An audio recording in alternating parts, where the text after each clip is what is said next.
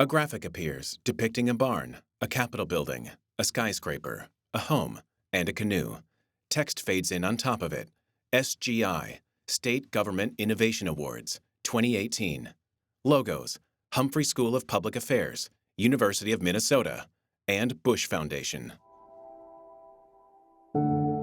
An inset video reveals a woman with dark glasses sitting in a wheelchair. A volunteer takes her hand. Text, Aging Eyes, Minnesota State Services for the Blind. Someone uses a magnifying glass to read a newspaper.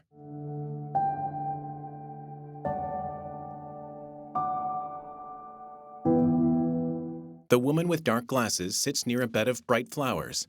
Then she sits in a room with whimsical images of flowers on the walls. Pam Overland, Aging Eyes participant. I think the scariest part was when I knew I was losing my vision, and all of a sudden I woke up and looked at the clock at 4 o'clock in the morning. I never saw anything after that. An elderly man in a red shirt and glasses sits beside a volunteer as she goes over a document with him. Now, he sits in the room with flowers on the wall.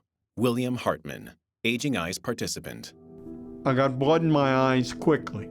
So I had probably 10 years from that point until now that my vision is going downhill. In a sense, I'm doing some dreading of how will I get along. Because it's an emotional thing, it's not just a physical thing. Pam sits outside in her wheelchair. Behind her, a glass door bears an image of a person walking with a white cane. It took me a while to get out of denial that it wasn't going to change, that this was going to be the way I would be for the rest of my life. It made me realize that I have to go on living no matter what. And then I decided to get training for everyday living and find things that could help me have a happy, complete life. Raised letters on the side of a brick building read, Services for the Blind. Sunlight pours into an office as a woman addresses the camera. Cindy Kaufman, Aging Eyes coordinator. The Aging Eyes Initiative is an innovative, collaborative, community-based program that is developed to try to broaden the scope of services that are available to seniors with low vision. A poster on a wall details the Aging Eyes Initiative. Beneath the sign, a white cane leans against a table with a variety of dark glasses. An open briefcase holds a jumbo calendar, large print crosswords, and other resources. Ed Letcher, Director of Senior Program, Minnesota State Services for the Blind. There's a condition called macular degeneration that is an age-related condition. People who are 75 or older have about a 1 in 3 chance of having that eye disease, and it is a non-correctable progressive eye disease that robs somebody of their central vision. Sometimes as many as 8 to 10 years, sometimes even a shorter time, 6 months to a year. Images of a newspaper, a microwave, and pill bottles blur out of focus. Being that it's a non-correctable, long, sort of progressive illness, the medical world does not have a rehabilitation prescription for people who are dealing with vision loss. And that's why this agency exists to begin with. A braille nameplate is mounted beneath a picture of a smiling woman wearing glasses. In an office, Cindy meets with Ed. He jots down notes as they have a discussion. Beside them, an open briefcase displays brochures, a package of bump dots, and other resources. When seniors start to lose their vision, it affects their whole being, whether it be mental or whether it be physical. And of course, it affects the safety in their home. People don't know where to turn when their vision starts to get poor. We are trying to keep our seniors independent, so we teach them adaptive living skills, how to use different tools and devices that we provide for them so that they can continue to live a quality life. A woman sticks bump dots onto microwave buttons to mark their positions. Someone scans a newspaper with a lighted magnifying glass, and another person uses a guide to sign their name on a document.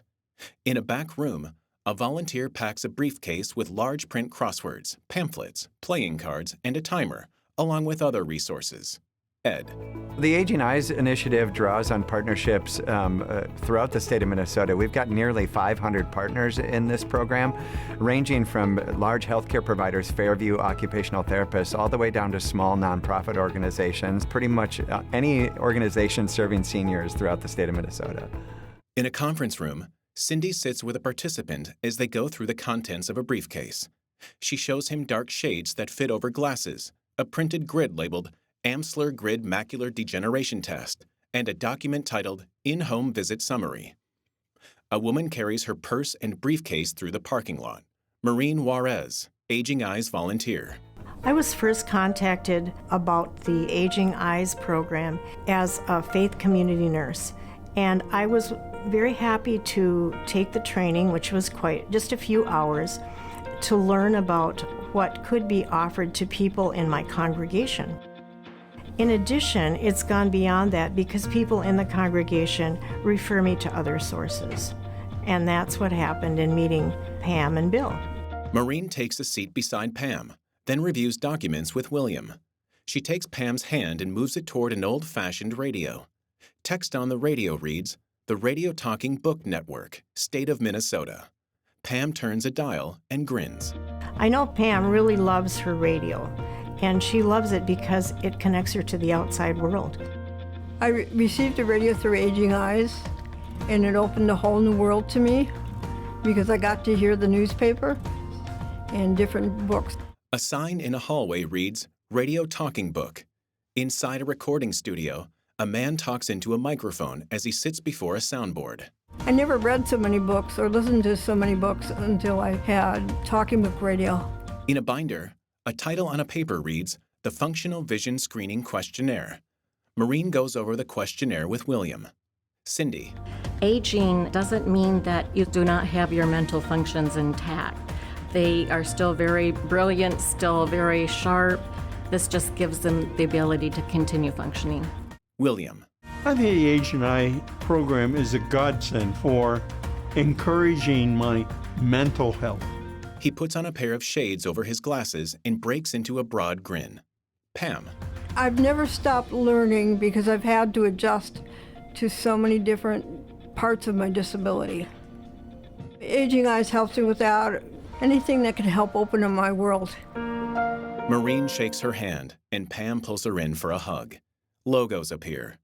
Humphrey School of Public Affairs, University of Minnesota, and Bush Foundation.